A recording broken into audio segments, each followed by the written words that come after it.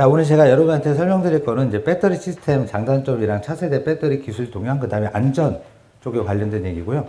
저는 그 앞에 계신 분들은 뭐 대충 이제 이름 보면 어떻게 뭐 하시는 분이 다 아시지 않습니까? 네, 생판 잘 모르겠죠. 뭐 하는 사람인지. 잠깐 소개 좀 드릴게요. 제가 갖고 있는 자격증이고요. 제가 국내에서는 전기차 관련한 세이프티, 저는 안전교육 강사를 하고 있고요.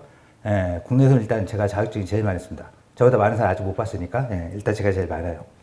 저는 어디 있었냐면은 그 전에 이제 보쉬라는 회사에 있었습니다. 자동차 부품 회사였죠. 외국계 회사. 보쉬에 있다가 나와서 지금 회사를 차렸어요. 사람들이 보통 보쉬에 그냥 있지 그랬냐 이랬는데 제가 잘린 게 아니라 제가 재발려 나왔습니다. 전기차 쪽이 좋아 보여갖고 재발려 나왔고요. 나와서 지금 제가 안전교육이랑 전시랑 이런 것들을 좀 계속 하고요. 쌍용차라든지 현대기아차 시작팀들 전기차 만들 때 이런 교육들을 하고, 그 다음에 해외 전시회 이런 데도 가서 전기차 세이프티라든지 뭐 배터리 동향 등등 여러 가지 이런 활동들도 하고 이제 언론 플레이도 하고 있고요. 제가 그 다음에 주력을 하는 것들은 뭐냐면은 이렇게 하지. 네트워킹을 하는 겁니다. 여러분들 뭐 여기 와서 세미나 들어서 이제 지식이라든지 이거 함양하고 정신건강에 좋은 거 되게 좋은데 실제로 회사에서는 돈을 벌어야 되지 않습니까? 그렇죠? 그래서 그런 B2B 미팅이라든지 이런 걸 하고, 제가 이제 김포시 같은 경우에 지금 대구 지구 ECT라는 프로젝트가 있는데요. 아직 이제 시작은 안 했어요. 이제 삽 뜰 건데 거기 뜰 때 이제 이모빌리티 협회라든지 이렇게 해서 전기차 관련한 사람들 모아줘라라고 해서 제가 한 40군데 모았고요.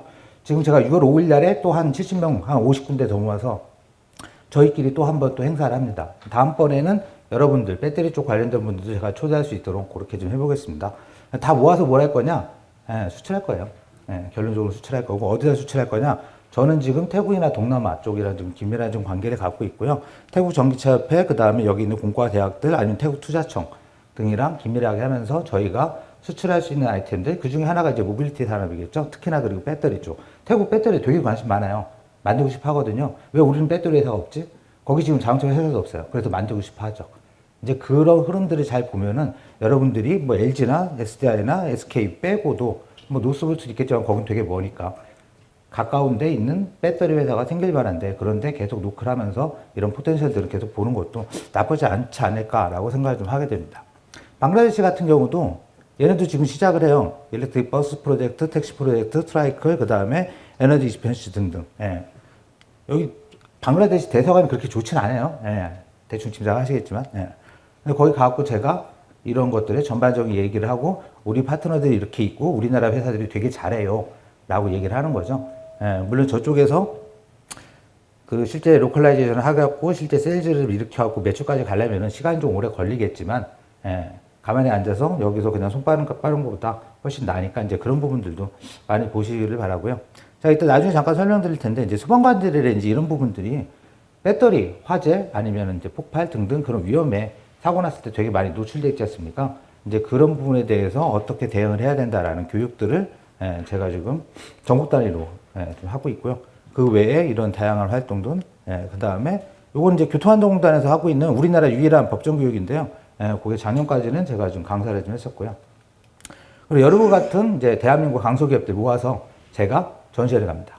전시회를 가서 오토메카니카 호치민, 그 다음에 오토살롱, 그 다음에 요건 작년 상하이에요. 작년 상하이고 올해도 아마 갈 겁니다.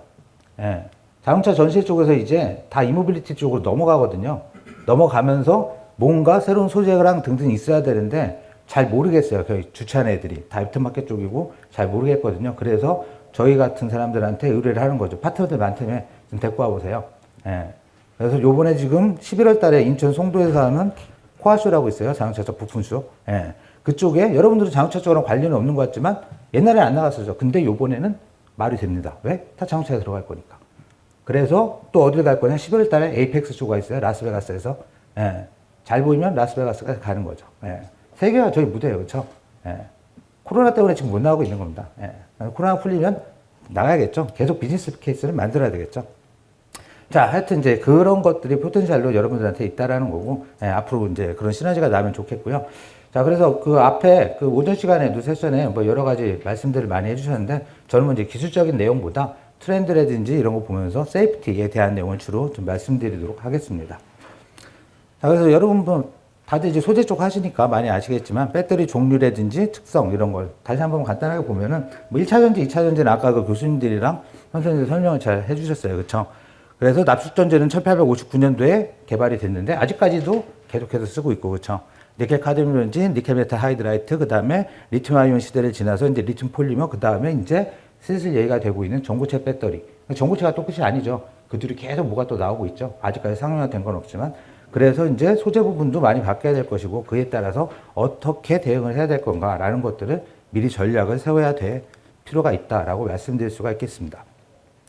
그래서 배터리 역사들을 제가 한번 쭉 조사를 해봤어요. 예, 조사라기보다 이제 다른 표에 있는 거 이제 옮겨주긴 했는데 되게 오래됐더라고요. 그렇죠? 볼타라 아저씨가 이게 볼트 얘기한 이 아저씨가 볼타죠. 1800년도에 최초로 볼타 전지를 발명해서 쭈루룩 해갖고 지금까지 왔다라는 거죠. 그래서 1992년까지 해서 알칼리 망간 건전지, 무수나까지 해서 계속 기술이 계속해서 이제 개발이 되고 있죠. 개발이 되고 있으면서 점점점 발전해 나가면서 에너지 밀도, 그 다음에 파워 밀도가 점점점 좋아지고 있고 다양한 어플리케이션들이 계속해서 나오고 있는 상황이 되겠습니다. 자, 그래서 이제 비교를 해보면은 리튬이온 배터리, 니켈 수소 배터리, 니켈 카드뮴 배터리, 리튬 폴리머 배터리들이 있는데 리튬이온 배터리 같은 경우에는 이제 뭐 안 좋은 것만 얘기하자면은 나머지 좋은 거는 다 알고 계시니까 그렇죠. 메모리 효과는 없고 등등 좋은데 폭발 사고에 대한 위험이 존재한다라는 거죠. 갤럭시 7이 그랬고, 예. 그 뒤로도 이제 작은 그런 자잘한 사고들이 계속해서 일어나고 있습니다. 그렇죠? 뭐 ESS는 말할 것도 없고요. 예. ESS는 지금 뭐 산업 자체가 완전히 지금 풍비박산 났고 전기차 같은 경우에도 사고가 계속해서 나고는 있어요. 예. 일례로 그 사고들이 이제 크게는 안 나서 그런데 계속해서 나고는 있다라는 거고 리튬 폴리머 같은 경우에도 지금 이런 폭발이라든지 이런 거에서 조금 이제 과충전 그리고 찌그러짐이나 이런 것들이 있을 때는 이제 과열 화재 등 치명적인 고장이 될 수 있다라는 그런 이제 위험성들이 갖고 있는 거죠. 여러분, 이 도표는 많이 보셨을 건데, 이게 라곤 도표라는 거죠. 라곤 도표. 예. 그래서 오른쪽으로 가면은 이게 에너지 밀도. 에너지라는 거는 얼마나 오래 가냐라는 거죠. 힘세고 오래 가는 건지 좋은 건지, 그렇죠. 그래서 힘세고 오래 가야 되는데, 왼쪽은 파워 밀도. 그래서 여러 가지 배터리 종류에 따라서 다양한 특성들이 나타나게 되는 거죠. 그래서 예를 들어서 제일 왼쪽에 있는 게 뭐예요? 슈퍼캐피스터죠. 말 그대로 슈퍼합니다. 그렇죠. 얘는 뭐가 좋아요? 힘이 장사예요. 그렇죠. 초래장사입니다. 그렇죠. 초래장사인데 얘는 오래를 못 가요. 그렇죠. 여러분 그 1분 만에 원펀맨이라고 있어요. 한 방 빡. 예. 한 방 쳐야 되는데 이 워밍업 하려면 한 20분 걸려요. 게임에서도. 예. 근데 한 방 치면 한 방 맞으면 다 죽어요. 그래서 슈퍼캐피스터는 보조용으로밖에 못 쓰겠죠. 그 자체로서 오래를 못 가니까 그렇죠. 빨리 떴다가 빨리 뺐다가 힘 빡 한 번 줄 때 그렇게밖에 못 쓰는 거죠. 그 뒤로 개발이 된 게 이제 납산 배터리. 그렇죠. 납산 배터리를 보니까는 얘도 이제 조금은 더 오래 가는 거죠. 조금 오래 가고 힘도 어지간히 좋아요. 그렇죠. 그래서 얘는 스포츠에 비유를 하자면 역도 선수 같은 거죠. 역도 선수. 힘이 겁나 좋아요. 근데 몇 초 버티니까? 올리고서 3초 버티죠. 예, 3초가 다예요. 역도 선수한테 마라톤 하라고 그러면 죽죠. 똑같은 거죠. 오래 못 달려요. 그래서 얘는 힘세고 이렇게 막 힘드는데 그래서 지게차, 원동기 막 이런 데 많이 쓰는 거죠. 자체로 또 무거우니까 밑에다 깔면은 무게추 중심도 역할을 하니까 등등 해갖고 나선 배터리를 많이 씁니다. 그러면서 쭉쭉 개발이 되면서 개발 과정을 보면은 에너지가 점점 길어지는 거죠. 에너지 밀도가 오래 가는 거예요. 그렇죠. 그러면서 니켈 카드뮴이랑 니켈 메탈 하이드라이트 정도 들어가면서 어느 정도 좀 가네. 근데 완전히 얘로만 해서 달리기는 애매할 것 같은데 야 그럼 섞자라고 하면서 니켈 메탈 하이드라이트가 하이브리드 차량부터 이제 적용이 됐던 거죠. 그래서 하이브리드 차량이라든지 저희 그 제가 보시 있다고 그랬죠. 예. 그때 썼던 이제 드릴이라든지 그런 데 많이 써요. 보통 실내 가전에 많이 썼죠. 그래서 하이브리드 같은 차량에도 보면 배터리가 보통 어디에 위치해 있습니까? 뒤에 트렁크도 아닌 뒷좌석도 아닌 되게 애매한 데 있죠. 왜? 거기가 제일 열을 안 받거든요. 예, 열 받으면 별로 취약하니까. 보통 실내 가전에 쓰는 거거든요. 그래서 이제 배터리 이런 거 설계할 때도 위치나 이런 분포가 되게 중요하다라는 거예요. 그러면서 계속해서 이제 다른 배터리들이 개발이 되는데 리튬 폴리머도 나오고 그러다가 이제 리튬이온 배터리 계열이 나오면서 다른 이제 전기를 마련하게 된다는 거죠. 왜 그러냐? 이 리튬이온 배터리 같은 경우에는 되게 영역대가 넓어요. 그렇죠? 그래서 내가 여기다가 어떻게 뭘 섞어주냐에 따라 뭐 NMC 계열 보통 그렇게 얘기하죠. 니켈 망간 코발트. 예. 요새는 코발트 많이 안 써요. 그렇죠? 그 콩고에서 애들 막 때린다고 그래서. 예. 그래서 가급적 많이 안 쓰는 쪽으로 들어가고 있는데 하여튼 그래서 얘네들은 그 불순물을 어떻게 섞냐에 따라 특성이 되게 다르게 나오는 거죠. 그래서 니켈에 많이 때려 넣으면은 하이파워가 나오는 거고, 딴 불순물을 많이 섞으면은 오래 가는 게 나오는 거고. 그렇죠. 그래서 같은 자동차에서 만드는 전기차라고 하더라도, 일단 메이커도 다 틀리겠지만, 여러분 다 아시죠? 예. 똑같은 게 하나도 없어요. 그렇죠? 왜? 차마다 특성이 다 달라서 그렇거든요. 차를 만들 때 보통 어떻게 합니까? 현대기아나 이런 사람들이 상품성 조사를 하죠. 내가 요런 사람들한테 요 그레이드로 해서 얼마짜리 차를 좀 팔아야겠네. 이 사람들이 이런 차를 원해. 거기 니즈가 있어. 그러면 스포티하게 만들어야겠네. 이 사람들은 일일 주행거리가 얼마네. 그런 걸 해갖고 디자인에 중점을 줄 건가, 퍼포먼스에 중점을 줄 건가 라고 하죠. 그거를 가지고 섞는 거예요. 그쵸? 예. 근데 자동차 회사가 섞는 게 아니죠. 시방서를 주는 거죠. 이렇게 좀 섞어줘. 라고 하면은 LG랑 SK랑 이런 애들이 기존에 있던 거에 비슷하게 맞추면 좀만 섞는 거고, 완전 새 건데? 이러면, 겁나 섞는 거죠. 뭐 나올 때까지. 그러면서 계속 돌려보고 블렌딩하고, 그 다음에 포밍 시키고 막 이래서 이제 배터리가 만들어지고, 그 다음에 양산 때리고 이렇게 하는 과정들을 거치게 된다라는 거죠. 그래서 이제 복잡한 거고요. 그렇죠? 근데 이제 아까 그 오전에서 말씀드렸겠지만 이제 계속 일렉트릭 비이클 시장이 확산이 되고 있죠. 코로나 때문에 잠깐 주춤은 했지만 분명히 확산이 될 겁니다. 우리나라가 오늘 블룸버그에서 뉴스가 나왔어요. 우리나라가 작년 10월에 목표를 친환경차 33.3%로 하겠다. 블룸버그가 예견했습니다. 실패할 거야. 이러고. 22.4% 정도까지는 갈 것 같은데 33%는 안 될 것 같아. 라고 얘기를 했어요. 어쨌든 33%나 22%나 그렇죠. 올라가죠. 예. 근데 그건 우리나라 얘기고 바깥으로 눈을 돌려보면은 유럽도 시장도 있고 중동 시장, 중국 시장도 있고 미국 시장은 원래 있었던 시장이고 제가 동남아 이제 노리는 것처럼 신흥 마켓, 이머징 마켓이 계속 올라갈 겁니다. 왜? 그래야 자기네들 전기차를 만들 수가 있거든요. 터키 같은 경우에 자국에 생산하는 자동차 회사가 없었어요. 생겼습니다. 전기차 회사로. 예. 전기차 회사로 생겼어요. 그렇죠? 걔네 그 세계 유명한 애들이랑 다 데리고 와갖고 협업해요. 예. 우리나라는 지금 현대기아 외에는 별게 없죠. 초성전기차 만드는 회사들이 우리나라 몇 개 생깁니다. 그렇죠? 예. 배터리 이제 국산을 하고 그렇죠? 근데 그 차들이 메이드인 다 알고 보면 껍데기부터 다 차이나라서. 예. 근데 이제 바깥의 애들은 야 우리도 그러면 전기차를 만들 수 있겠네? 간단하잖아. 배터리만 사올까? 아니면 어떻게 할까? 라고 하는 수요들은 분명히 일어나요. 왜? 배터리는 여기서 만들어서 생산하면은 배터리 항공 못 시잖아요. 그렇죠? 운송비가 너무 많이 들어가요. 예. 그래서 자체적으로 해서 소재라든지 그런 걸 해갖고 가공을 해야 되는데 어머 얘네들이 기술이 딸리네. 그렇죠? 그래서 한국 분들 어서 오세요라고 손 벌리고 데가 사실 많아요. 예, 좀 가르쳐 주세요라고 하고. 그래서 그런 데부터 들어가면은 저희가 굳이 뭐 현대기아만 납품할 필요가 없잖습니까? 그렇죠? 예, 장성기차 납품하고 어디 납품하고 등등등 할 수 있는 케이스는 점점 많아지지 않을까라고 생각을 합니다. 자, 그래서 또 이제 요거는 이제 화학전지나 물리전지에서 1차 전지, 2차 전지 이렇게 좀 나눈 건데요. 요것들은 이제 여러분들이 거진 다 아시는 내용이지 않을까라고 생각을 해요. 1차 전지 그냥 리모컨에나 쓰는 거고 2차 전지는 충방전을 하는 거고 그렇죠? 그다음에 연료 전지라는 거는 여러분 잘 아시는 퓨얼셀 일렉트릭 비클처럼 연료를 가지고 여기서 이제 열을 가지고 전기로 바꾸면서 한다라는 거고요. 태양 전지, 그다음에 PV 뭐 이런 것들이 있다라는 거고요. 다시 한번 요 정리를 하자면 리튬이온 배터리랑 리튬 폴리머 배터리가 있죠. 그러면은 장점은 고용량, 고에너지 밀도. 힘세고 오래 가는 거예요. 그렇죠? 힘세고 오래 가고 저온 성능이 뭐 그렇게 좋지는 않은데 하여튼 딴 거보다 어쨌든 괜찮다라는 거고 외장재 자체가 견고하고 기계적 충격 등에 강해서 요새 나오는 배터리 팩 같은 경우에는 그 배터리 밑에 언더커버 보면 언더커버가 진짜 두께가 이따만해요. 예, 한 5T 됩니다. 예. 어지간한 충격에서 내 끄떡도 안 해요. 그렇죠? 예, 그리고 모총 쏘고 막 이러잖아요. 시험할 때. 예. 위에서 막 드랍 테스트하고 막 그래도 안 깨져야 되죠. 예. 터지거나 폭발이 없어야 된다 등등 이런 거. 단점은 뭐냐? 무겁죠. 무거워서 얘를 주행거리만 막 길게 늘리겠다고 할 수가 없다라는 거죠. 왜? 무거우면 차가 못 나가니까. 타이어도 다 바뀌어야 되고 여러 가지가 틀리기 때문에 그래서 어떻게 경량화를 할 건가라고 하는 것들이 또 숙제죠. 네. 그래서 리튬 폴리머 같은 경우에 장점은 이제 고온에서 안전하고 폭발이라든지 이런 것보다 화재는 날 수 있겠지만은 훨씬 상대적으로 좀 안전하다라는 거고요. 예. 갤럭시나 이제 노트북, HP, 슈레패커드에 뻥 하고 터지는 것처럼 그렇게까지는 안 되지만 일단 불이 나면 나요. 예. 이따가 뭐 불나는 영상 좀 보여드릴 텐데 단점은 뭐냐? 기계적 충격이라든지 이런 데 되게 약하다는 거죠. 그리고 저온에서는 성능이 매우 떨어지기 때문에 우리나라 겨울철 요새 뭐 기온이나 뭐 이런 것 때문에 좀 겨울철이 그렇게 많이 춥진 않은데 겨울철 되면은 주행거리 쫙 떨어지죠. 전기차. 예. 실제로 되게 많이 떨어집니다. 그렇죠? 예.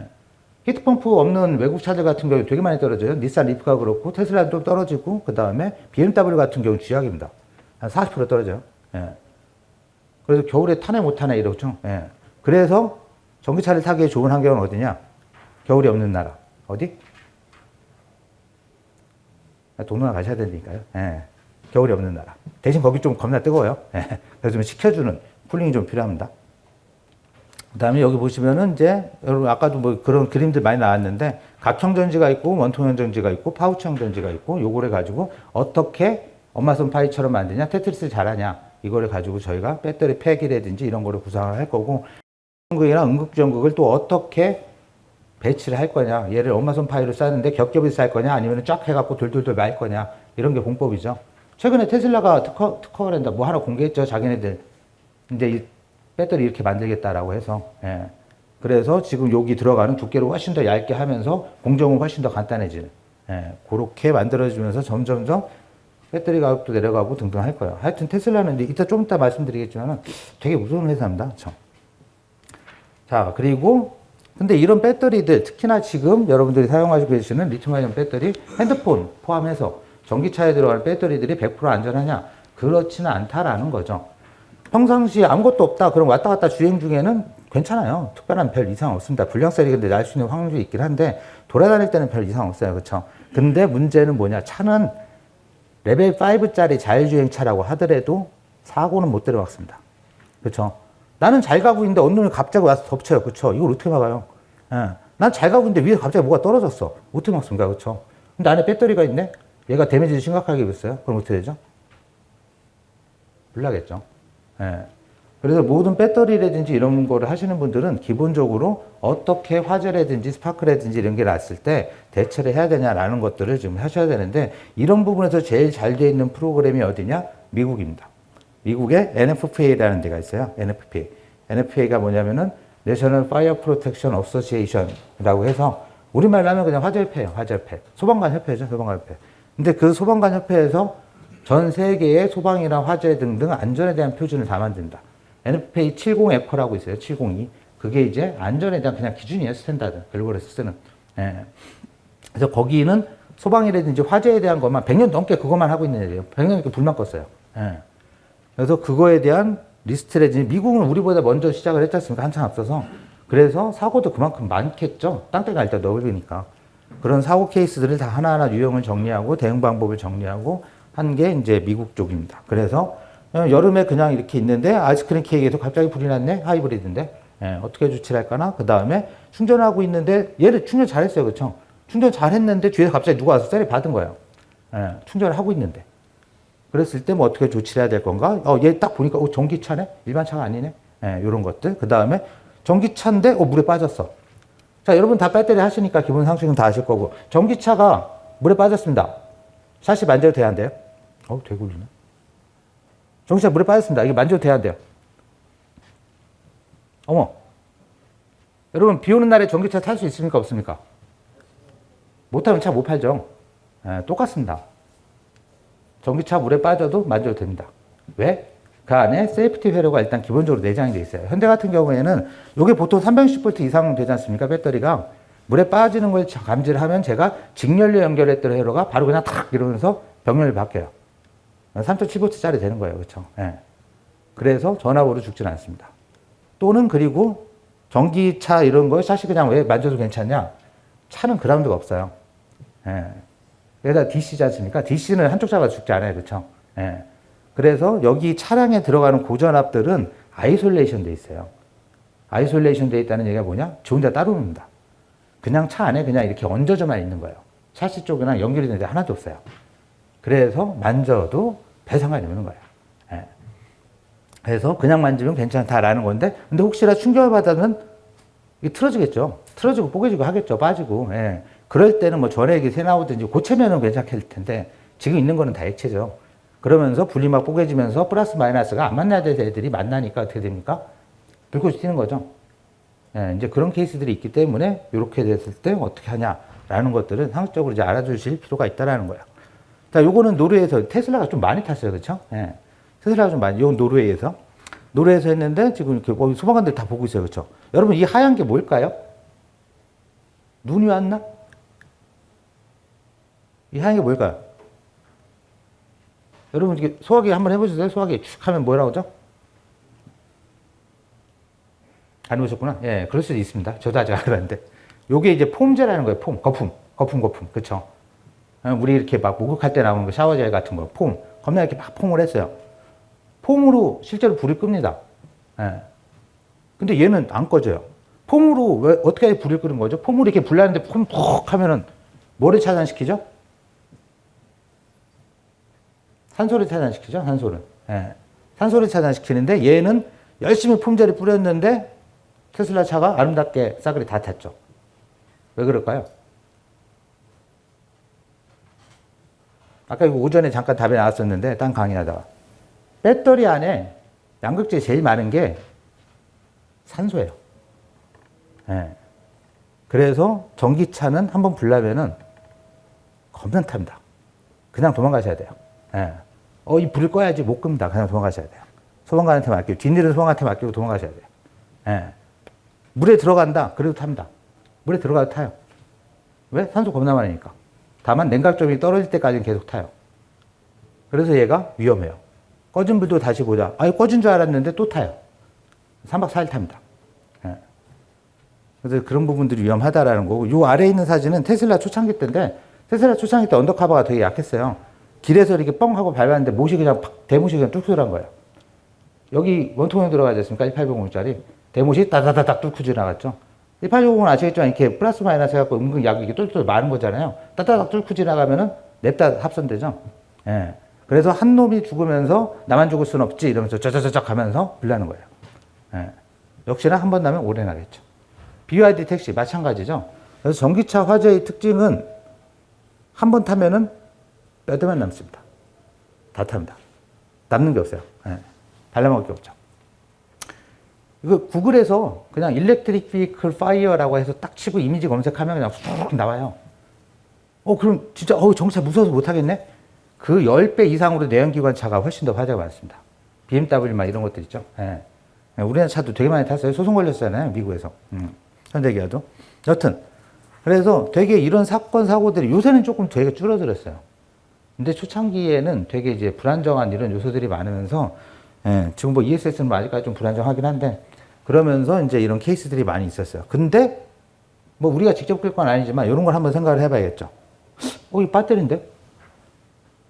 뭘로 끄지? 근데 공장이나 이런 데서 해갖고 뭐 이렇게 배터리 뭐 이렇게 하고 테스트하고 뭐 이렇게 하려고 그러다가 스파크가 났네? 불이 났어요. 뭘로 꺼야 돼요? 뭘로 꺼야 되죠? 물로 꺼야 되네? 혹시 물 부으면 이게 펑펑 터지나? 안 해봤는데? 그쵸? 특별한 용제가 있나?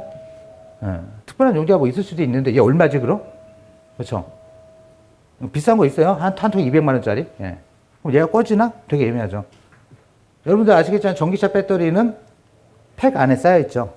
그 팩은 마지막에 나올 때 리크 테스트를 합니다. 왜? 물 들어가면 안 되거든요. 침수됐을 때도. 거꾸로 불났을 때 물 안 들어갑니다. 안 꺼지는 거예요. 그래서 도망가셔야 됩니다. 예. 그래서 도망가셔야 됩니다. 그냥 냅두는 게 상식이에요. 요거는 충전 중에, 충전하다가, 우리나라도 그런 사고들 몇 개 있었죠. 코나랑 이런 데서, 그렇죠. 충전하다가 한번 타면 전소. 그래서 중국 베이지 소방당국에서 얘기를 했어요. 전기차 화재 사고의 80%는 충전 과정에서 발생을 하더라.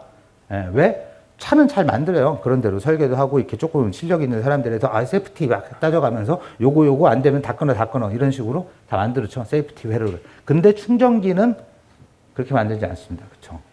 완속 충전기 여러분들이 아시는 완속 충전기 되게 간단해요. 그렇죠? 예, 인터넷에 보면 DIY 충전기 이런 거 나와요. 예, 완속 충전기는 그건 디바이스가 아니에요. 예, 저희가 제품이라고 부르진 않고 그냥 이건 디자인의 승부다 라고 하는 거지 기술적으로 그렇게 큰 노하우가 필요한 게 아니거든요. 그래서 보시면은 80%가 충전 과정에서 발생을 하고 바로 원인이 절연 파괴예요. 절연 파괴. 절연 파괴라는 게 뭐냐? 충전하다 보면 얘가 열받지 않습니까? 여러분 핸드폰들도 충전하고 방전하면 뜨겁게 열받죠. 그렇게 열 받다가 얘가 플라스틱 부분이나 이런 데들이 녹는 거예요. 아니면 뺐다 꼈다 많이 하면서 열화가 되죠. 거기가 녹으면서 플라스틱 녹고 그런데 얘가 왔다리 갔다리 하겠죠. 유가 생기고. 그러면서 플러스 마이너스 이쁘게 만나고 거기서부터 타는 겁니다. 플라스틱이 다 녹아버려요. 예. 그러면서 나중에 걔만 놔두면 합선되고 그렇다는 거죠. 야, 그럼 승용차만 타냐? 그렇지 않죠. 대형차도 타죠. 버스라고 안 타지 않겠죠. 예. 그래서 한번 타면 얘는 진짜 도망가야 됩니다. 예. 얘는 대형에다가 이 차우지 이렇게 하면 작살이겠죠. 예. 그래서 NC행전 2차 전지가 쓰였는데 여기 써 있어요. 워낙 빨리 진행돼서 소방관이 도착하기도 전에 다 튀었다. 예. 불 무섭게 타는 거죠. 여러분 아마 그 방송이나 이런 데서 ESS 화재 현장 뭐 잠깐 이렇게 뉴스 찍어주는 거 보신 작년에 겁나 탔죠. 28번인가 29번 탔어요. 그렇죠? 예, 소방관도 밖에서 그냥 있어요. 왜? 저 못 끄거든요. 냅둬야 돼요. 예, 그 물낭비입니다, 물낭비. 그런가 하면 제주 골프장, 골프카트 이런 데서 신시하면 불 납니다. 물론 화재보험 들어놓고 하는데, 예, 카트 차고지에서 불 나죠. 딱 봐도 비디오예요. 어떻게 하다가 화재가 났겠다라는 생각이 딱 들죠. 이게 낮에 났을까요? 밤에 났을까요? 불이. 낮에, 밤에. 오늘 다들 샤이한 분들만 모셨네. 예, 밤에 났겠죠? 이게 깜깜한 거 보니까. 예, 밤에 뭐 하다가? 충전하다가죠. 예, 100%죠. 예. 그럼 메이드 인 여기 있는 거 다 어디 거? 예, 메이드 인 코리아 아니겠죠. 메이드 인 차이나죠. 예. 충전기 골프카트에 딸려오는 거는 아까 말씀드렸던 디자인까지도 안 되는 진짜 푸어한 애들이 들어와요. 세이프티 회로 이딴 거 없습니다. 예.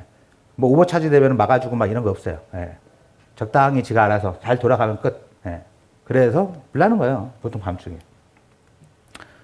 자, 전기차, 승용차 우리가 지금 쓰고 있는 그런데도 우리나라는 그럼 불 안 나냐? 불 나죠.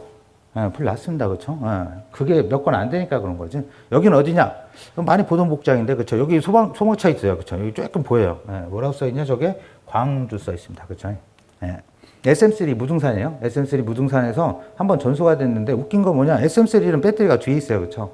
타워식으로 뒤에 있는데 예. 근데 발화는 여기서 시작됐어요. 앞에. 고전화 부품 쪽에서. 예. 근데 이런 것들이 이제 다를 수가 있다라는 거고, 부위별로. 그 다음에, 여러분 요새 잘 아시는 킥보드, 그쵸? 예, 1인 탈 것 이런 거 많이 하지 않습니까? 그쵸? 집에 갖고 계신 분도 있을 거예요. 전기차에서 불나서 아직까지 죽은 사람 없어요, 우리나라에. 그쵸? 킥보드 불나서 죽은 사람 있습니다. 예. 대구에서 죽었어요. 불 때문에 이렇게 뛰어내려서 한 명 죽으시고, 연기에 지식에서 한 명 죽고, 예. 죽었어요. 킥보드가 이제 앞으로 더 그렇지도 않을까라고 생각을 좀 합니다. 자, 그 다음에 혹시나 차가, 이거 뭐 상식으로 알아두세요. 전기차가 사고가 났는데 어쨌든 이렇게 불을 다 껐어요. 딱 보기에도 불이 꺼졌어. 불이 꺼졌는데, 그럼 저기다 좀 갖다 놔 이러면은, 폐차량 어디 이렇게 창고에 봉투에다 갖다 놓쳤습니까? 갖다 놓을 때 어떻게 해야 되냐? 50피트, 약 15m 유격을 둬야 돼요. 왜? 꺼진 불도 다시 보자. 예, 다시 재발화가 될 수가 있어요. 그래서 저런 걸 측정하거나 할 때는 뭘 해야 되냐? 소방관들은 이제 그 열화상 카메라 있죠? 우리 지금 코로나 때문에 찍는 것보다 조금 더 좋은 것 같은 거. 그걸 이렇게 찍어요. 안에서 뭔 짓을 할지 모르니까. 이제 그런 케이스들이 있다라고 말씀드릴 수가 있겠고요. 그래서 이것도 뭐 이제 상식으로 알아주시면 됩니다. 전기차가 화재가 나거나 이렇게 할 때 어떻게 조치를 해야 되냐? 기본적으로 IID 프로세스라고 해요. IID. 첫 번째 I는 뭐냐? 아이덴티피케이션, 식별. 요게 전기차인지 하이브리드인지. 예, 여러분들 이제 대충 배터리랑 하시니까 대충 보시면 알잖아요. 예, 모르는 사람들 되게 많아요. 그렇죠? 딱 봤을 때, 배기구가 없네? 부터 해갖고 라벨이 특이하네? 등등등 여러 가지 걸로 우리가 전기차인 걸 알아보면은, 전기차인가 보다. 그러면 얘는 냅다 불을 끄거나 사람을 구조하는 거가 아니라 조금 이게 달라요. 두 번째가 뭐라냐? 바로 사람을 구조하는 게 아니라 이모빌라이즈, 고정을 시켜야 되는 거예요. 이 고정 보통 나무 같은 거 있잖아요. 나무나 돌 같은 걸로 타이어 이렇게 딱 양쪽에 고이지 않습니까? 안 움직이게. 왜 그러냐면은 전기차는 전자장비잖아요. 노트북이나 핸드폰 한번 떨어뜨리면 가끔 뭐 이상한 짓을 하죠. 똑같은 식으로 얘가 버그가 갑자기 날 수가 있어요. 예. 그러면서 뭐가 되냐? 차잖아요. 급발진할 수가 있어요. 전기차 급발진을 합니다. 전기차 급발진해요. 예. 테슬라도 급발진하고 손지차 하시는 열심히 지금 소송 중이잖아요. 그렇죠? 그래서 전기차도 뭔 짓을 할지 모르기 때문에 고정을 먼저 시켜야 돼요. 파킹하고 시동 끄고 이런 것들을 먼저 하고 안전을 확보해야 된다라는 거죠. 그 다음에 이제 확실하게 죽이려면은 디세이블이라는 프로세스를 통해서 키를 제거하거나 전기차에는 다 하이브리드 차량도 그렇죠. 배터리에 고전 안전 스위치가 있죠. MSD라고 해서 매뉴얼 디스커넥터, 서비스 디스커넥터. 고전압 차단 스위치를 끄거나 제거하거나 이것도 위치가 다 틀려요. 그렇죠. 예, 그런 거를 하거나 아니면 일부 미국 차량은 DCD 컨버터 라인을 소방관 모자 있는데 딱딱 끊어줘야 되는 그런 프로세스가 또 추가로 있습니다. 내연기관이랑 조치 방법이 틀리다는 거죠. 그래서 이제 기본적으로 딴 것들은 뭐냐, 이제, 이건 불 끄는 사람 얘기예요. 불 끄는 사람 얘기고, 요걸 해야 된다라는 거고, 다량의 물, 아까처럼 많은 물이 필요하다라는 거고, 해봤더니 아까 그 2차 이상, 마니터까지 들어간다라는 건데, 요게 NFP에서 실험한 내용인데, 이 실험이 2016년도인가 그래요. 지금은 배터리가 훨씬 커졌으니까 더 많이 들어가겠죠. 그 다음에 혹시나 이제 모르겠는데 아까 친수권 말씀드렸어요. 그쵸? 만져도 된다라는 거고 혹시나 거품 같은 거 조금씩 나오는데 그거는 이제 얘가 뭐 이상해져 갖고 전기가 나오는 게 아니라 이제 마이크로 버블이라고 해서 걔가 이제 전기 분해돼서 나오는 거예요. 혹시나 이제 전해액이 닿으면은 여러분 다 아시겠지만 흐르는 물이나 이렇게 해서 씻어야 된다라는 거고요. 자, 안전에 대해서 좀 간단히 말씀드렸고요. 예, 배터리 시장 동향이나 이런 부분들은 아까 다른 분들이 말씀을 좀 많이 해주셨는데, 그래서 이 부분은 간단하게 볼 텐데, 자, 그래서 요 이제 OEM들, 자동차 메이커들이랑도 지금 요게 이제 이랬다 저랬다 하죠. 아까 박사님이랑 연구원님 말씀하신 것처럼 자동차 회사들이 도가 텄거든요. 이렇게 벤더들 다루는 거는. 그래서 너 줄까? 너 갈아줄까? 너 줄까? 이러다가 막 이렇게 하면서 재죠. 그래서 너 견적 얼마 줄래? 막 그러면서 계속 이제 바뀌어요. 합종연행이 계속해서 지금 이루어지고 있을 겁니다. 최근에 보니까 노스볼트가 지금 이제 장비들, 노스볼트 아시죠? 예, 노스볼트가 이제 배터리 쪽 제조하면서 배터리 쪽 시험하는 장비들이나 이런 것들을 해갖고 한국 업체를 많이 선호를 해요. 예, P&E 솔루션에 갔다 왔다는데 될 거야, 아마.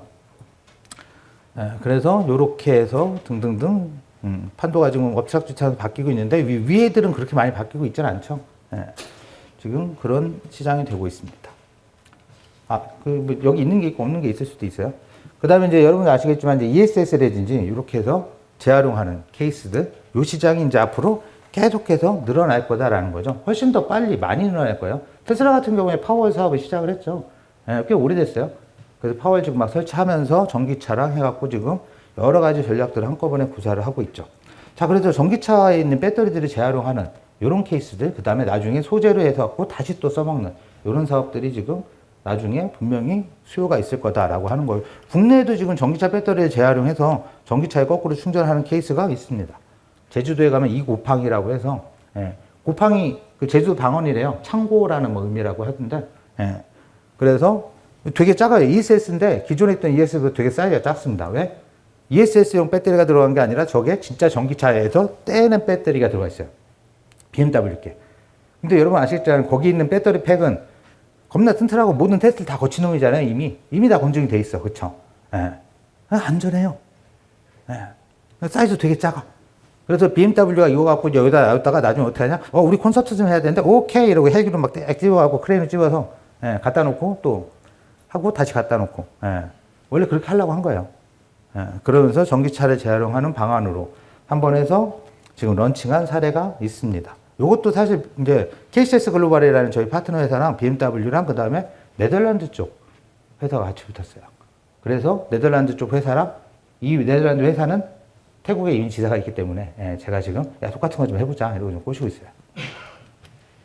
그리고 MEB 플랫폼이라든지 이런 쪽이라든지 여기 가면은 이제 배터리가 이제 플랫폼화 되면서 여기에 요새 이제 ESS에 들어갔던 것 같은 안전장치, 화재가 났을 때라든지 뭐 안에 성면이 깐다든지 등등 여러 가지 이런 조치들이 들어가면서 점점 이제 규격화되겠죠. 예, 배터리 이제 규격화되고 이제 큰 차 만들어주세요. 그럼 조금 늘려갖고 하나 더 껴는 거야, 그렇죠? 예, 익스텐더블 한 그런 플랫폼 이런 비즈니스가 이제 앞으로 조금 세상은 좀 바뀔 겁니다. 지금 앞전 시간에 첫 시간에 말씀드렸었죠. 그때 증권사 연구원님이 앞으로 이제 이런 플랫폼 사업으로 계속해서 갈 거다라는 거고, 현대기아도 내년부터 해서 좀 애니 플랫폼이 나오고 있죠. 플랫폼이 나온다는 거는 이제 거기에서 비슷한 걸 내서 찍어내겠다는 얘기거든요. 예.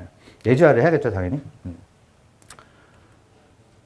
자, 그런데 이런 배터리 기술이 지금 리튬이온 기반으로만 해서 끝날 거냐? 이런 게 아니라는 거죠. 여러 가지 다양한 컨셉들이, 물론 이렇게 전고체 배터리랑 가는 큰 흐름은 있는데, 그거 외에도 가지치기로 나가는 여러 가지 흐름들이 있습니다. 예를 들어서, 펀트 전기차, 주유 전기차죠. 옛날에 낯선 배터리 이런 거 보면 액 채우죠. 황산액, 밀군 황산액 같은 거. 말 그대로, 야, 주유하지 말고 배터리 액을 채워갖고 가면 되잖아. 이런 컨셉이에요. 예. 그럼 전기로 가고, 기존에 있던 주유소 그냥 써먹을 수 있고, 좋네. 그쵸? 예. 근데 그런 컨셉이죠. 기존에 있던 주유소 네트워크를 그대로 살리자. 라는 컨셉. 그 다음에 알루미늄 배터리, 휘발유보다 세대요. 예. 우리나라 연구원분들이 되게 이렇게 배터리 쪽에, 예, 연구를 많이 하십니다. 그래서 새로운 이제 논문이라든지 학설이라든지 아니면 실험 이런 것들 많이 해서 나중에 포텐셜 있는 것들이 되게 지금 많이 나오고 있어요. 하여튼. 그래서 휘발유와 셀은 알루미늄 배터리 이런 것도 나오고, 그 다음에 160만 킬로미터가 이동 가능한 전기차가 나온대요. 진짜 되면 대박이죠, 그냥. 예, 한 번 끝. 그쵸. 한 번 충전하면 끝이에요. 예. 근데 이거보다 더 대단한 놈이 있어요. 그게 뭐냐? 토륨이라는 놈이 있대요. 원자로 돌리는, 예, 토륨이라는 놈이 있는데, 얘는 8g 되면은 그냥 100년 끝. 예. 그냥 빠빠입니다. 예, 인류 모든 전기부터 해갖고 에너지 빠이빠이. 신대생에서 다 필요 없어요. 예. 뭐 원자력 발전 다 필요 없고. 예. 근데 그렇게 되는 뭐 꿈의 전기차가 있다는데 하여튼 그거는 좀 더 봐야 되겠고요. 현실적인 얘기로 다시 돌아오면은 금속 공기 배터리 있죠. 예, 아연 배터리라든지 이런 거. 여기다가 이제 금속을 어떤 식으로 토핑을 하냐에 따라서 효율이 달라지는 거죠. 예. 근데 그런 기술들이 이제 하나씩 개발이 되고 있고. 네, 전고체 배터리, 그 다음에 그래핀 배터리 들어오시죠? 그래핀. 연필심 이거 흑연해서 이렇게 해갖고 쫙 해갖고 늘리면 그래핀이라는 실험물질이 나오는데 얘가 겁나 전도도가 좋고 탄성도 강하고 뭐 다 좋은, 뭐 그렇죠. 요새 섬유에 쓰고 있어요. 예.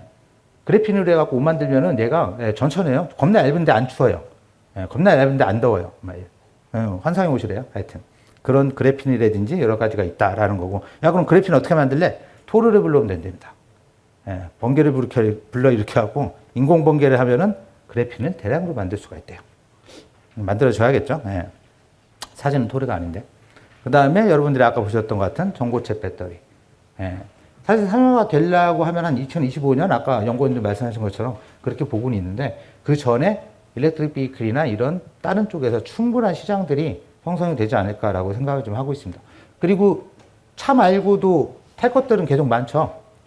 차 다음에 뭐가 있죠? 차 말고 많은 거? 차 말고? 배가 있죠, 배. 배 다음엔? 배 다음엔 비행기죠. 예. 전동화는 지금 싸그리 다 시작되고 있습니다. 예. 일렉트릭 이보트부터 이발이, 우리나라는 그렇게 배가 많이 없어요. 그렇죠? 통영 여수 이쪽에 빼고, 요트 뭐 이렇게 잘 사는 사람 많이 없잖아요. 호주 막 이런 데 가면 요트 널렸죠? 예. 다 돈밭입니다. 예. 요트 하나 사면은 억대 넘잖아요. 그렇죠? 거기 배터리를 바꾸는 게 요새 겁나 핫합니다. 예. 근데 그런 사업들 하셔야 돼요. 그래서 꿈의 배터리 뭐 이런 게 나왔던 전고체 배터리. 요 기사 나오고 얼마 안 있어서 두 분이 만나셨죠? 예. 그래서 만났는지 모르겠는데 한 번 충전을 5일을 쓰는 스마트폰 배터리가 개발이 된다라는 거고 이게 기술 동향이에요. 그렇죠? 그 다음에 이런 식으로 이제 감자튀김처럼 막 튀긴대요. 예. 배터리를 튀기면은 튀긴 배터리가 나오는데 얘가 또 효율이 좋아지는 이런 케이스가 있다라는 거고 심지어 핵폐기물을 해서 하면은 무한전력 아까 8g짜리 그런 거 같은 얘가 스스로 뭔가를 하나 봐요. 그렇죠? 무한전력 다이아몬드 배터리가 나온다.